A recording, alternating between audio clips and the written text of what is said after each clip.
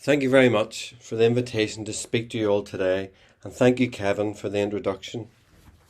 I'm going to be using a combination of art that I've drawn myself and photos to explain if we can go full circle with Parkinson's and what that might mean. Getting to the diagnosis of Parkinson's can feel a bit like this, like a maze. Some people are referred and diagnosed quickly, but in others it can take a longer period of time, turning one way and then the next, reaching dead ends and having to go in a different direction within the healthcare system. How I presented, I'm sure, is similar to many who've come before me and those who are yet to be diagnosed. For me, I was sitting in the Leicester Medical School one day preparing the final year medical students' practical exams when I noticed a very slight tremor in my left little finger. It was slight, but it was there. I didn't really pay much attention to it as I was under time pressure to finish all the stations because it was a really busy time of the year. But I also noticed that I was tired. As an emergency medicine consultant, I always had a degree of tiredness, working from 6 at night to 1 in the morning when you're on call, not knowing when you would be able to go home, and when you did, hoping that you wouldn't get phoned again. I only ever managed about 4 or 5 hours of sleep as I was woken up by my kids early the next morning. I knew what tiredness felt like, but this was on a new level of tiredness. This was fatigue. I would fall asleep at my desk and work.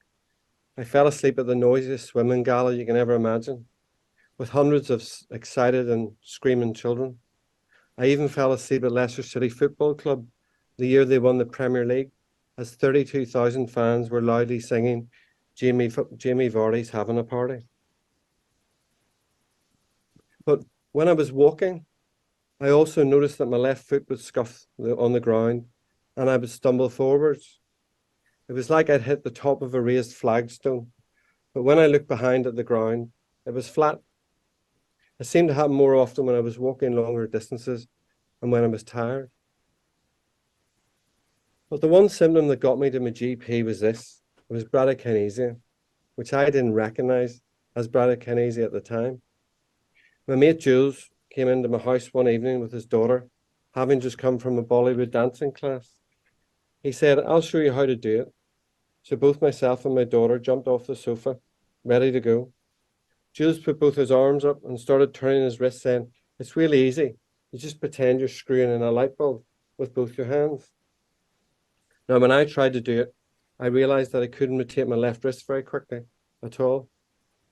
This bothered me, and over the next few days, my brain kept saying to my wrist, move faster, go quicker, but it just wouldn't. I also felt my left wrist very stiff, and I would shake it quickly to try and loosen it up. So after a few weeks of noticing these symptoms, I said to my wife that I was going to make an appointment with my GP. She immediately said, "Why?" Because I hadn't made an appointment with my GP for over 10 years. We were due to go to London the next day for a family break.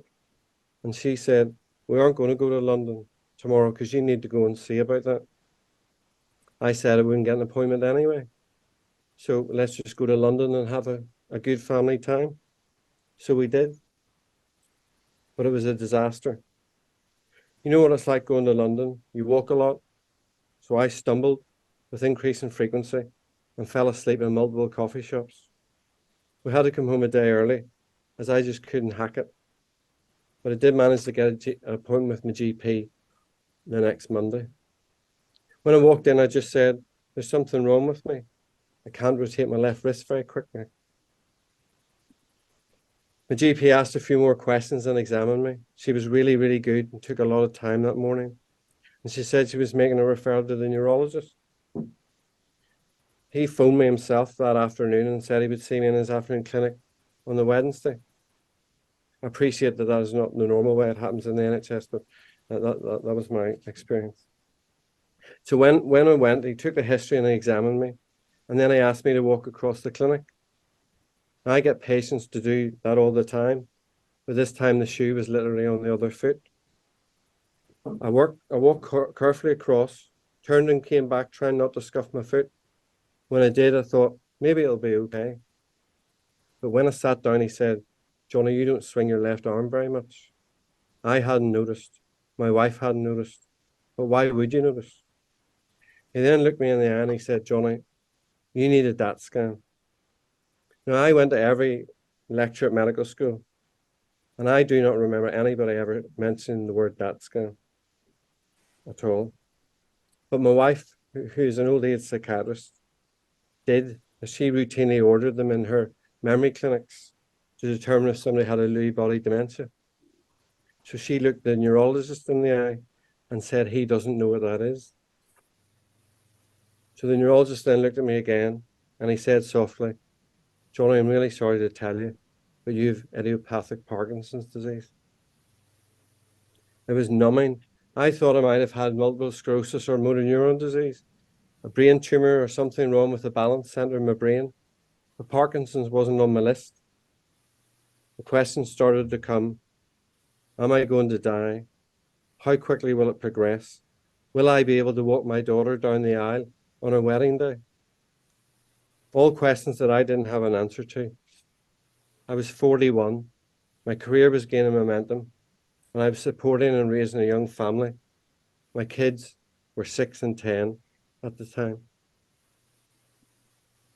I think with the diagnosis of Parkinson's, there's a lot of soul searching after you receive the news. And like me, you may have asked the question, why me? Why now? But then I thought to myself, why not? Why should I have been exempt from this compared to somebody else? My neurologist was wise when he suggested in the consultation that I should take 4 weeks off work to take time to process what had just happened. I used those weeks to read a lot and educate myself about Parkinson's with material from Parkinson's UK and the Davis Finney Foundation. Davis Finney was an Olympic cyclist who was also diagnosed with Parkinson's at 41, so I felt as if I could relate to him, not from being a cyclist, but because of our age. I also realized two important things in those 4 weeks. Firstly, Parkinson's wasn't going to shorten my life, well, not directly anyway. And secondly, 2.5 hours of high-intensity exercise a week helps your symptoms and may slow progression. During that month, I had my DAT scan, and I got the result the day before Leicester City were due to be crowned the Premier League champions the next day. At the end of the game, Andrea Bocelli sang, and as he did, the tears started to run down my face. I had been in good control of my emotions up until then, but as he sang this song, I thought about my DAT scan result.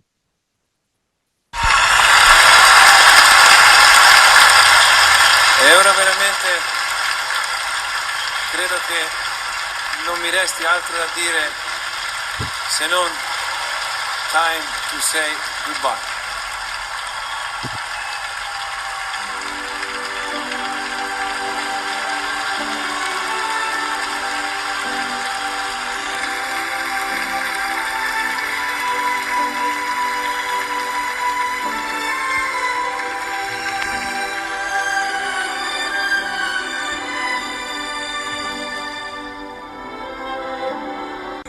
Sogno all'orizzonte, manca le parole.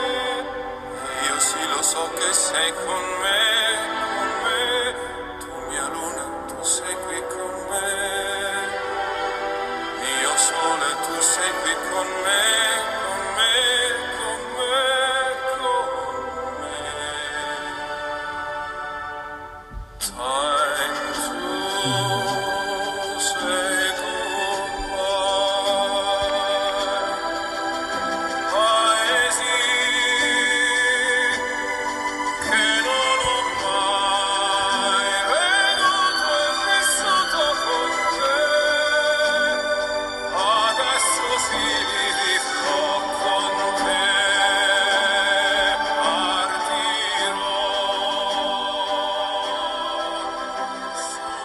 So I think at that point, the reality hit me personally that I was now living with Parkinson's.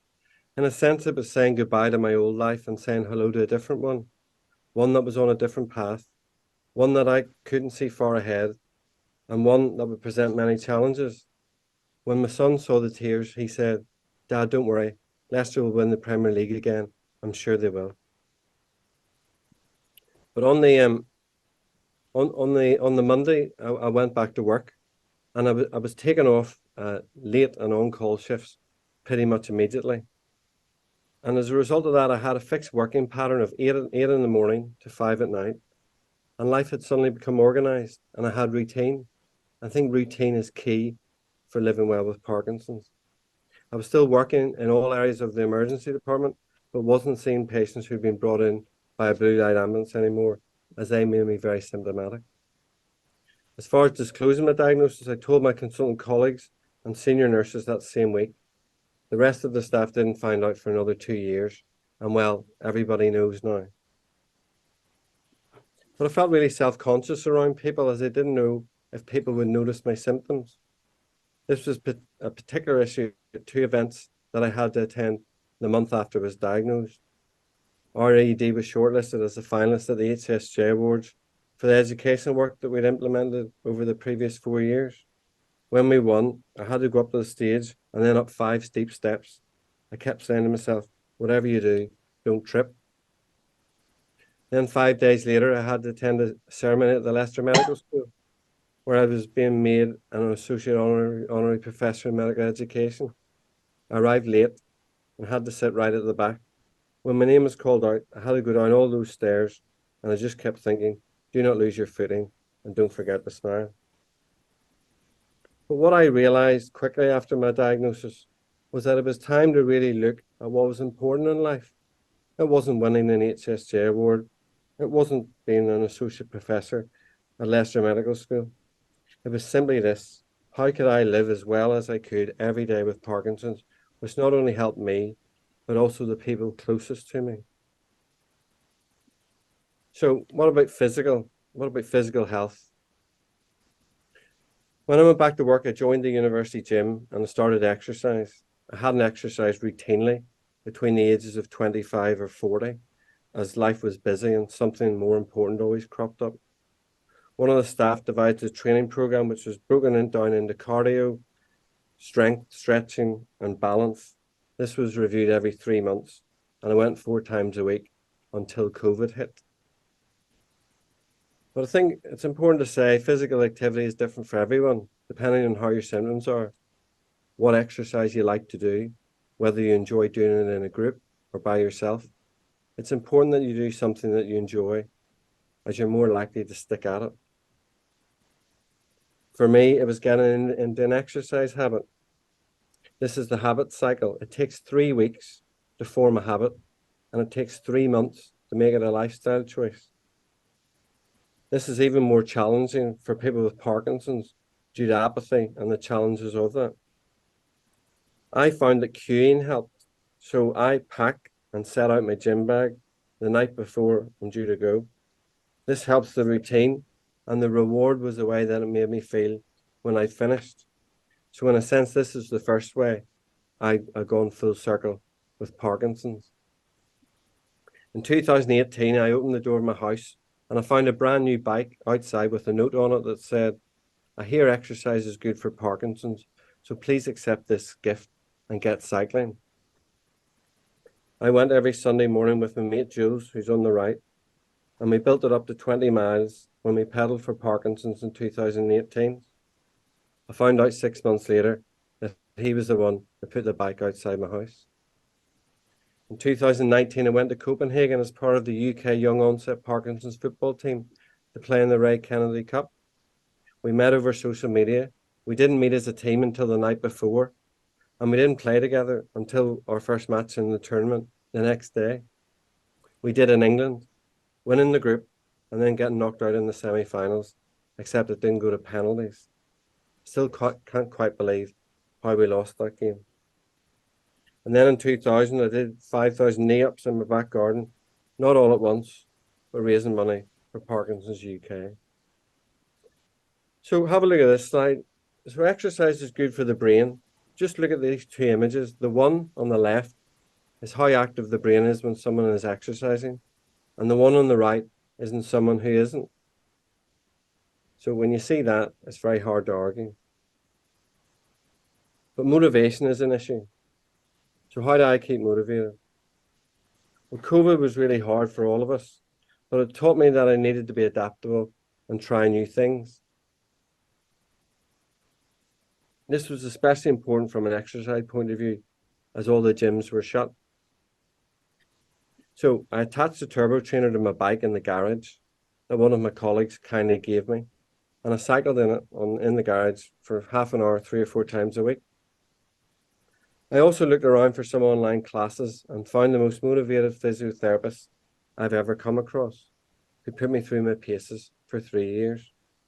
Every Monday I would log on in my office at lunchtime and do 45 minutes of high intensity work. But how do you stay motivated? Ultimately, I'm a firm believer that exercise does slow progression, and that it may even encourage neurons to grow and reorganize.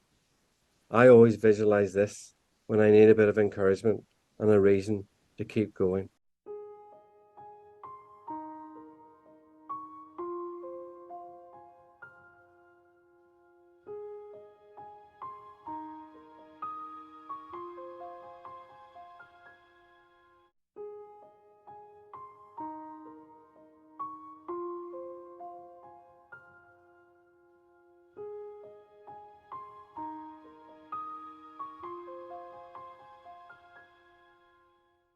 So we've talked about physical health. I'm now going to switch to talk about mental health and cognitive health. In 2018, 2 years after I was diagnosed, I started to draw again. I'd always drawn as a child, but hadn't for years. It was the same time, interestingly, that I was started on a dopamine agonist, with all the challenges that can bring.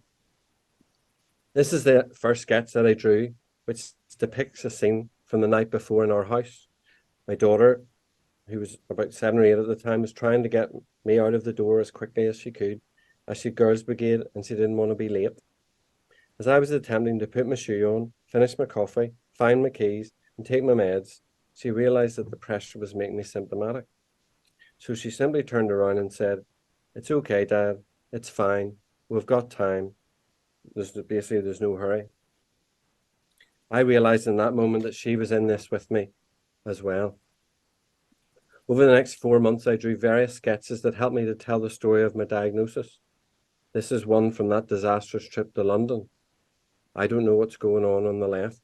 My son and daughter are raising their arms up because they're going to have to go home early, and my wife can't understand what's happening. I found drawing a really good way of coping, and it was good for my mental well-being and concentration. I drew 26 in total. I made them into a video called My Dad, His Parkinson's, through my 9-year-old eyes. And then I found that I could enter it into the World Parkinson's Congress video competition. So we got shortlisted. So myself and my wife decided to make the trip to Kyoto in Japan. The best thing about having a surname with the letter A is you're always at the top. So you can see it at the top left there. When we got there, it didn't win, but it was played before one of the plenary sessions, and it won a lot of hearts. If you weren't at the WPC in 2019, I'm just going to show it to you now.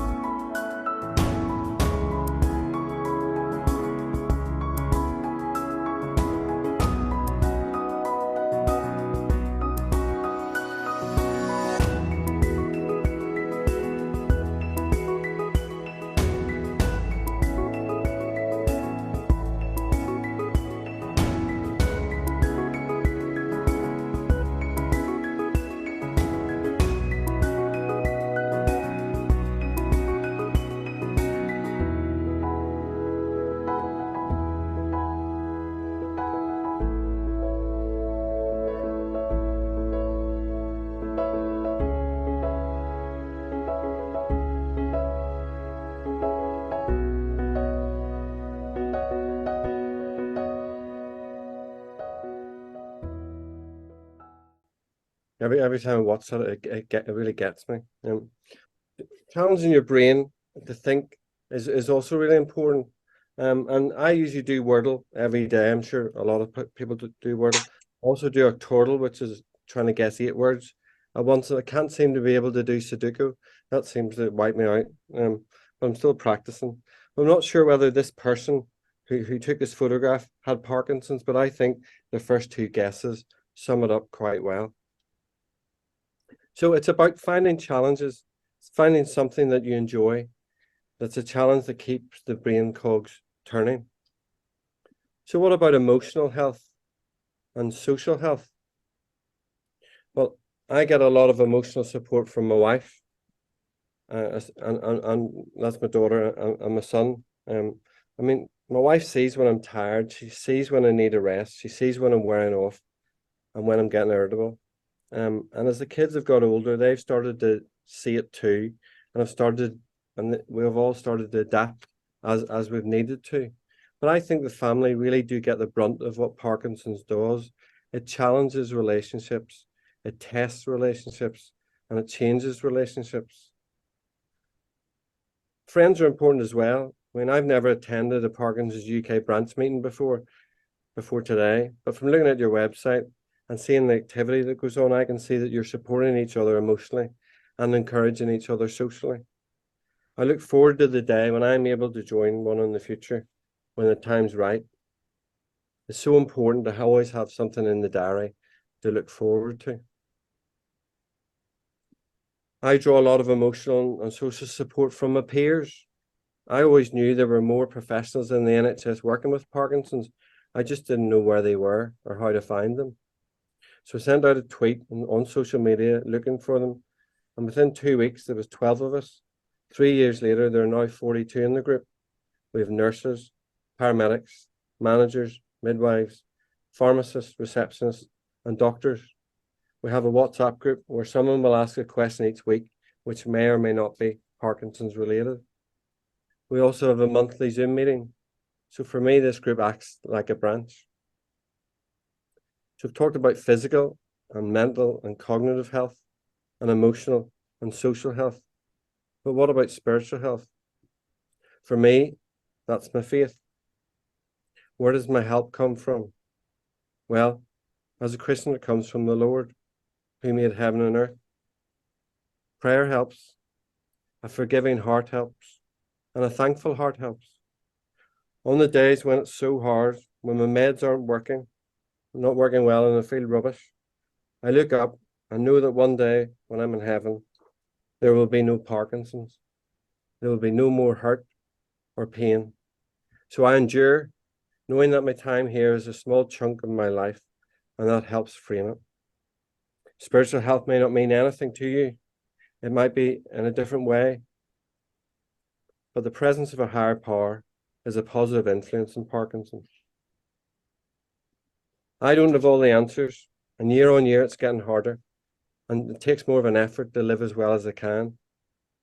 But I know that if you look after, actively engage in your physical health, your mental and cognitive health, your spiritual health, your social health, and your emotional health, you will give yourself a better chance of doing that.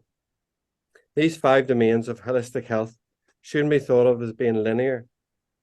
They should be thought of as a series of interlinking small circles that affect each other. Some may be more active than others. So look at them all, set yourself a small target, reach and complete the task, get encouraged. It's important that each circle is moving and they don't go at the same pace. Sometimes you may need to slow them down, slow the rotation, but don't stop. Don't be discouraged. So give yourself some slack. I think having all these interlinked, you have a good chance that potentially to go full circle with Parkinson. So what about working in the NHS, or as I call it, working in ED with PD? Works very good for me as it covers a lot of those domains. And my trusts have been very supportive. But in May 2019, I needed to take another 3 months off as I couldn't manage working in the main ED anymore. I found multitasking and rapid decision-making more difficult. I reduced my hours down and gave up my assessment work at the medical school. That meant I had to give up my associate honorary professor title, which was really difficult, but needs must. So when I went back, I moved to our observation ward, where I do a ward round on a Monday and a Tuesday, in the morning and in the afternoon. The patients are on a defined pathway. They aren't acutely unwell, and they aren't on the clock. So I can take my time on the ward round. It doesn't matter whether it takes me 2 hours or 4 hours. I can even sit down with a cup of coffee halfway through. But when I went back, I realized why stress is the greatest dopamine burner there is. When I was seeing and assessing difficult patients, my adrenaline levels would increase. Now that causes a problem for someone with Parkinson's, as adrenaline is made from noradrenaline, which is made from dopamine. So by producing adrenaline, I was depleting my own dopamine stores and I was becoming symptomatic. That made me realize how important it is to be in control of my emotions and not to adrenalize myself. At times at work, I was concerned that I wouldn't get through all the administration work due to being apathetic at times. But the way my job sort of works at the minute is when I come in on a Monday, I have a list of things that I have to complete by Friday. So that keeps me focused and on task. I was also concerned about how I came across to my patients and colleagues, as at times my face can be masked and I can seem a little bit emotionless. COVID helped, as we had to wear masks so they couldn't see my face. In the weekly consultant meeting, when I looked around the room, everyone looked stone-faced and didn't show much emotion, so it fitted right in. At times I will lose my train of thought or have difficulty finding the right words, and my thinking slows down. If this happens clinically, I just take my time and use it as a teaching opportunity on the ward round. Tell me what you would do in this situation, I say to the juniors, and that gives me time to get back on track. A few years ago, I had developed some akathisia, and it looked like I was playing footsie with my colleagues in meetings. A bit embarrassing. A quick email explaining that I was now going to sit on a bench where I could swing my legs or sit at the corner of the table so I can move freely was all that was needed. No questions asked. That's now settled after medication reduction. So what else has happened? Well, in September 2020, I had 4 weeks of speech and language therapy, as the most common phrase people said to me was pardon. In March 2021, I had to book myself into my own department as I was getting dizzy when I bent down to pick something up off the floor and stand up quickly again. I was seen by a geriatrician of all people who was doing a cover shift in the ED. Although my blood pressure didn't drop when I stood up from a lying position, he advised me to take 2 cups of caffeinated coffee before 4 p.m. every day, which I did, and that sorted it out within a few days. In May 2021, I was getting excessive daytime sleepiness, so stopped driving voluntarily, and a reduction in my dopamine agonist patch resolved it, but it took a full 6 months until I was back driving again. That taught me that I needed to be patient with Parkinson's. Now, I don't know in Oxford whether you've got an Everyone Active near you. I joined in September 22 and started doing face-to-face classes. So in a sense, I've gone full circle, starting off with the gym, then doing online classes, then doing face-to-face classes with some gym thrown in as well. Then over the course of 2022, I gradually started to develop dyskinesia as a result of being on prolonged high levodopa doses. And it was the one thing I never wanted to develop, but I have, and this is what it looks like. Today is World Parkinson's Day, the 11th of April, 2023. I'm in work at the hospital, covering the junior doctor strike. I'm doing tasks that I wouldn't normally do. Look what happens when I start to type and concentrate. My upper body starts to move forwards and backwards, and my left leg starts to move uncontrollably. You'll see it increasing in amplitude as I concentrate more. I can't control it. It's like it has a mind of its own. But when I stop the task, it seems to settle down. This is dyskinesia. This is Parkinson's. That was videoed literally 6 weeks before the World Parkinson's Congress in Barcelona. And I was just very aware that I was going to have to stand up and do a plenary session. So I increased my amantadine dose up, doubled the dose, and it's worked really well. Just last year, I've noticed I've started to develop bladder urgency and overactivity, and really, between 60 and 90 minutes of needing to go to the loo. So that can be quite interfering, to be honest. But when I came back from Kyoto, I realized that I could use art to educate about Parkinson's. So Parkinson's Europe contacted me and asked me if I would draw a series of sketches to try to help people, to try to get them to understand what the motor symptoms, and maybe more importantly, what the invisible non-motor symptoms felt like. So I drew a series of 32 sketches called Parkinson's Portrayed that have all been uploaded on their website. This is the one about anxiety. At times, I'll get very anxious. I was never really anxious as before Parkinson's. It was pretty easy going. But I would get anxious about the strangest things, like picking your Premier League fantasy football team for this week, not being able to make a decision in fear of making the wrong one. My kids are funny. They said, "Deep breath, Dad, trust the process." I sometimes get the feeling that I'm getting overwhelmed with too much to do, but I've learned to just pull back a little and reduce the amount that's going on. I've implemented a structure that I only have 3 projects on the go at once. If another one is to be added, then one of the other 3 needs to be finished before I add another one onto the list. So now that I've finished this talk today, I can add another one in. I started to realize that my mood would dip very quickly, and at times I would want to withdraw and be in my own bubble, especially if I hadn't exercised for a few days. I mean, I personally have never been diagnosed with depression, but it must be a very difficult place to be. Sleep is a big issue. Fine getting over, but it was interrupted during the night and usually didn't get past 5:30 in the morning. Hence, I had no need for an alarm clock. I think the days when you wake up tired because of lack of sleep potentially give you an insight into how your symptoms may be in a few years. Well, that's been my experience anyway. And when you're tired, I think we're naturally more anxious. And I also think that compulsivity is also exacerbated on the days that you have a major sleep deficit. Pain, another invisible symptom that is difficult to manage for many people with Parkinson's. And wearing off your medication is just precarious. I just think that you shouldn't make any major decisions when your dopamine levels are low. And I think for the public, this is probably the least understood concept in Parkinson's. So the 32 sketches were displayed at the Leicester Royal Infirmary for 4 months, where staff, patients, relatives, and visitors could all view them.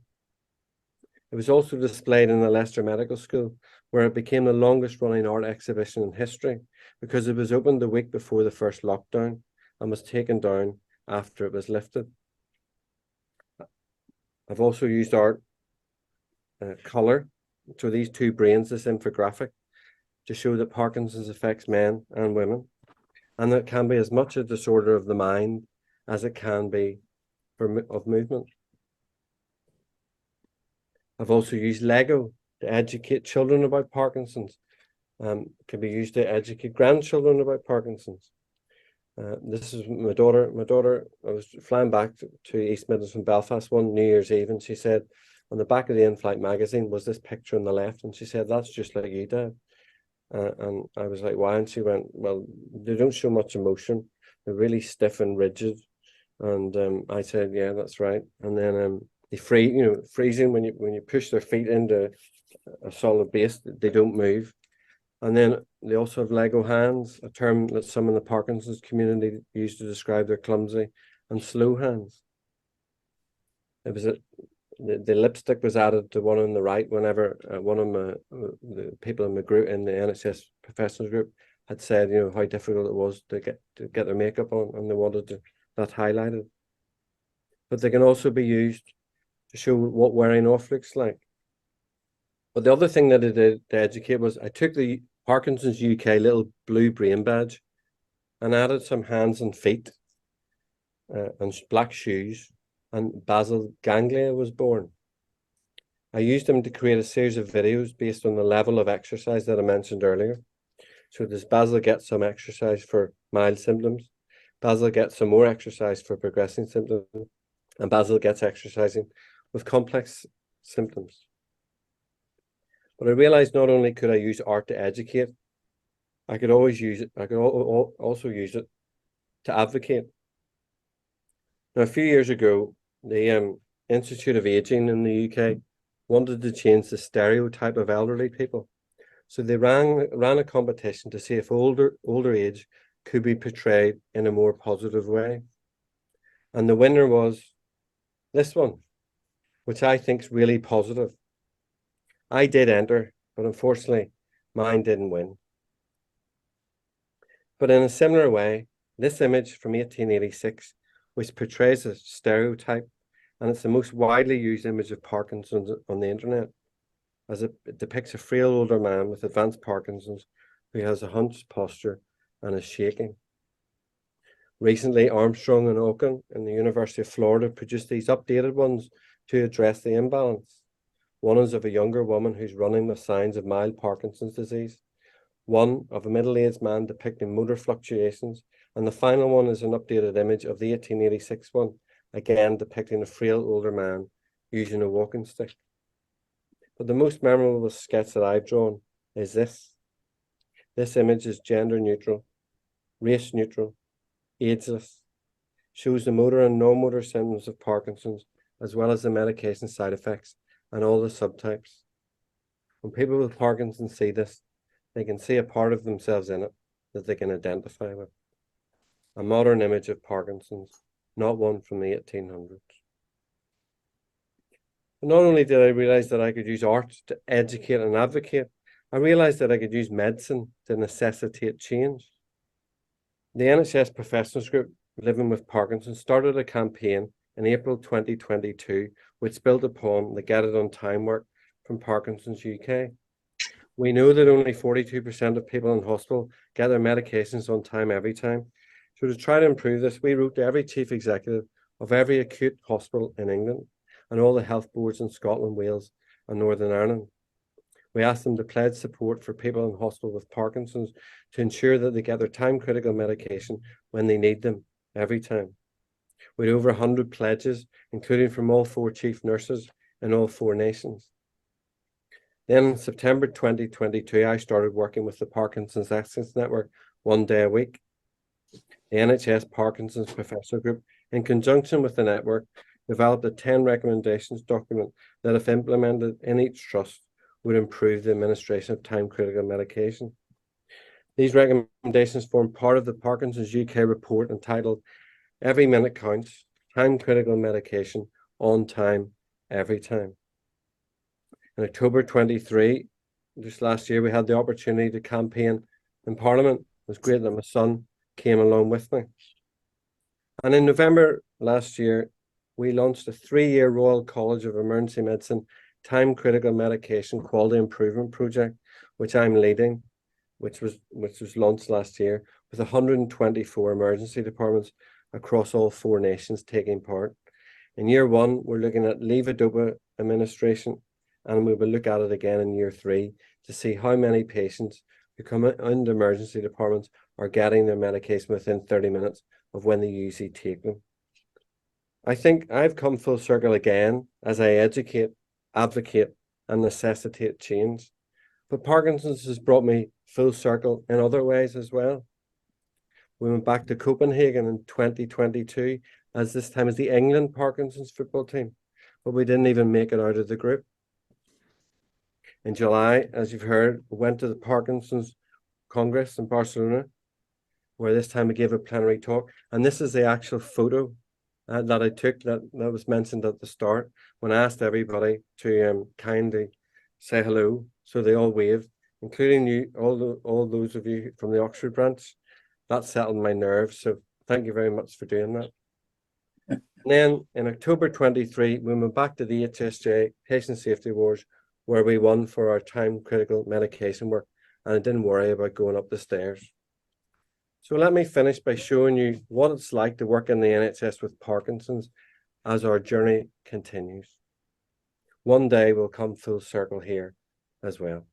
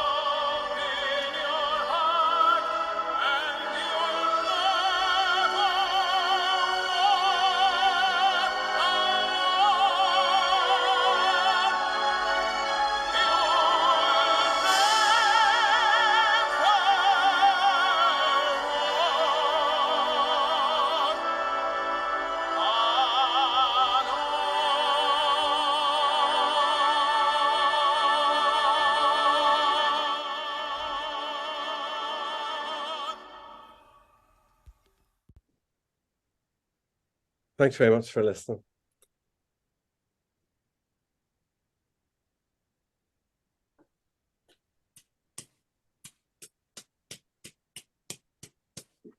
Jonny, thank you so much. I knew it would be inspirational, but that was even more than I could possibly imagine. Thank you so much indeed. Now, I hope you wouldn't mind answering one or two questions. Kevin, who you'll remember from Barcelona, is going to moderate you again. So I'll hand over to him. Thank you. Hi, Jonny. Hi, Kevin. One thing I should mention is in Barcelona, Jonny got a standing ovation, which lasted 38 seconds because I timed it, which is brilliant. That was superb. Yeah, couldn't quite believe that. Yeah. So, got any questions for Jonny? Yeah, Jonny, thank you very much. I'm Mark Jennings. We have met online as part of the Get It On Time campaign, one of the reference groups. So thank you for all the work you've done on that. I was going to just make 2 points. One was, and you might want to comment on this. My children are the two boys, 16 and 20. Actually, when I asked them about Parkinson's disease, the one thing they said it had an impact on their life means they can get away with smoking in their bedrooms because they've lost my sense of smell when my wife can really detect it at 1,000 paces. You know, so smoking and vaping is probably not so good for their long-term health. I was just thinking about the Get It On Time. I had DBS surgery this year, and even in the neurology ward, the chances of getting medication on time seem pretty slim. I'm just wondering. It's quite easy to say what we're trying to do. It's how you do it. How do you think you're helping the NHS actually do it? Well, basically, we're looking at our figures. So, this QIP, every department who has signed up is entering 5 cases a week. So, at the end of the year, we're going to have a lot of data, and you know, they say 42% is the number that's from the Parkinson's UK audit. I mean, we've only started, but in October, November, we were hitting 65%. So we know that if change is implemented, it will help. The 2 things that help are, number one. So before I say that, it's important to note that we're doing this from the minute the patient accesses the NHS to when they go home. So the minute the ambulance is called or they arrive in the emergency department, we're looking at that. If we get it right in the ED, there's more chance of it happening on the wards continually. And there's 2 things that we found that help so far. Number one, early identification at reception, and 2, people who are allowed to self-administer. Now, I know Parkinson's UK are doing a lot of work about trying to get a national self-administration policy, because that would take a lot of it would take a lot of stress off the staff if you're allowed to self-medicate. And I think there should be a realization that it's okay to take some of these medications off them if you're going to give them back when they need them. But if people are, aren't confused, or there's no reason, there's no medical reason why they can't self-administer, then they should be allowed to do so. Things that will help are e-prescribing. So if e-prescribing is electronic prescribing is linked to the electronic patient record, that will help. Self-administration will help, as I've said. So this is a work in progress. I don't think you're going to see sustained change in this for another 5 years, but I think you will. I think we will see sustained change, because if you get it right at the front door, then you have a better chance of getting it throughout the full hospital visit. So, Jonny, for someone who's newly diagnosed, it can be very confusing and disturbing to read all the information and misinformation that they're getting at a time of extreme stress and worry.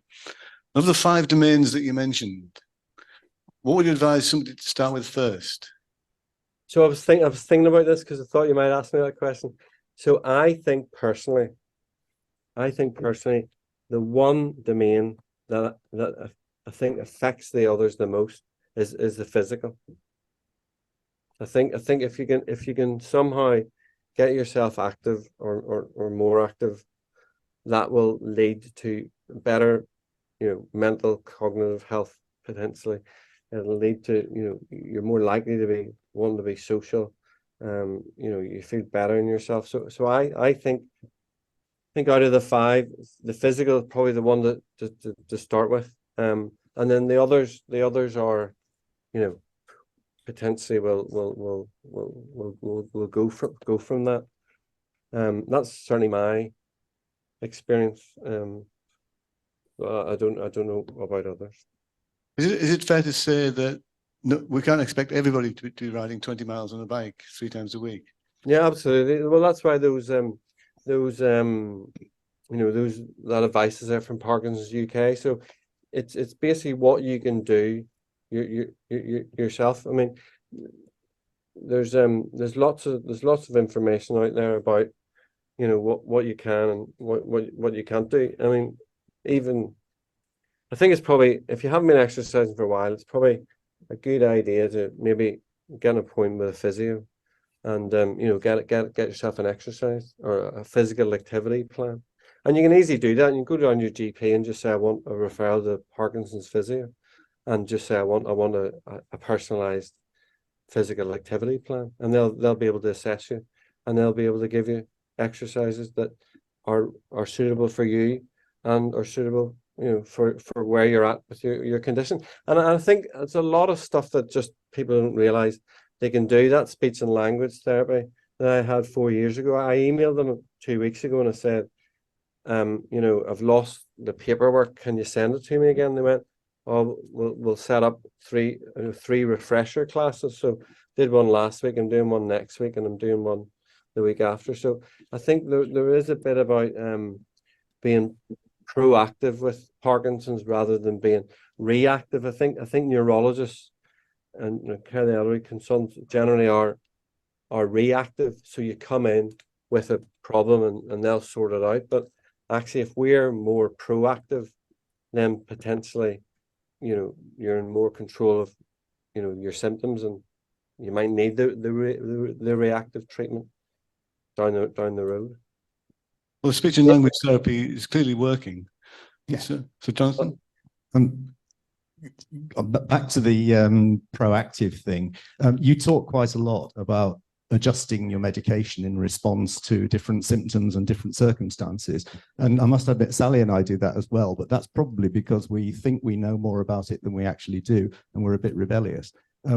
How is it possible to provide patients with the information and the tools and the expertise that they need to do that adjustment with confidence?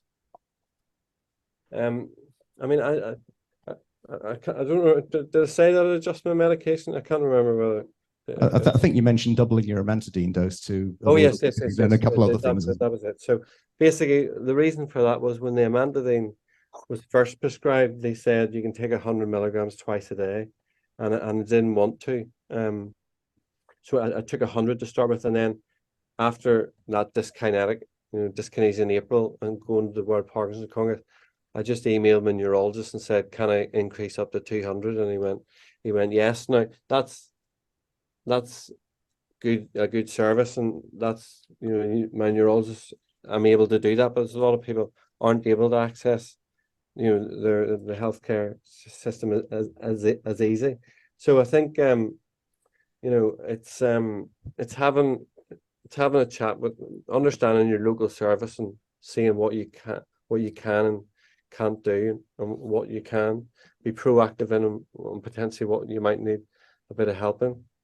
But yeah, I mean, it's interesting that when I went back to the Parkinson's nurse review in September, I told her to increase my amantadine via the neurologist, and she went, that won't do anything. That's not going to do anything. But it does. It does. I know it does, because if I don't take it, I can get more dyskinetic. So. Thank you very much indeed, Jonny. I've not had the pleasure of seeing you before, but you're very inspirational. But a small anecdote: I was taken to the hospital by ambulance about 2.5 weeks ago, and they took away my pill bag of normal medication, but I always carry a little pot in my pocket of the Parkinson's medication, so I was able to take it exactly on time for me. The nurses found out about it after a while, and then thought, oh, hang on, you know more about it than we do, carry on. I mean, I think that needs to happen more often. Do you know what I mean? This needs to come from us.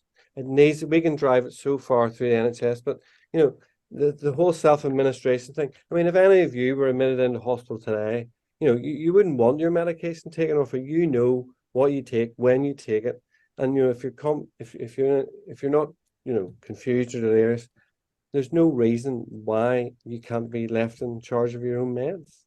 It's I know it's probably a patient safety thing, but we need somehow to get the message through about that. And Parkinson's UK are doing a lot of work on that. There's a time critical medication summit now in March, and we're getting a lot of the charities round the table, inviting government, and just having a good chat to see what we can do. Time for one more question, I think.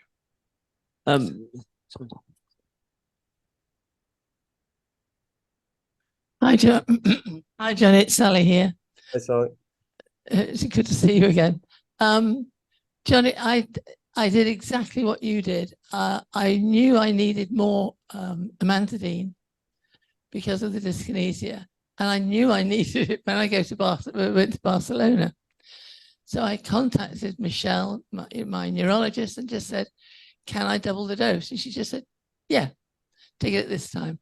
And it was just such a relief to know that, we can have control over our own, I was going to say destiny, that was not the right thing, is it? Over our own bodies. And I think that's a very fine message that you put across. Thank you. Thanks. So all that remains now is to congratulate Jonny on a fantastic and inspirational talk. Thank you, Jonny. Thanks very much. Thanks for having me.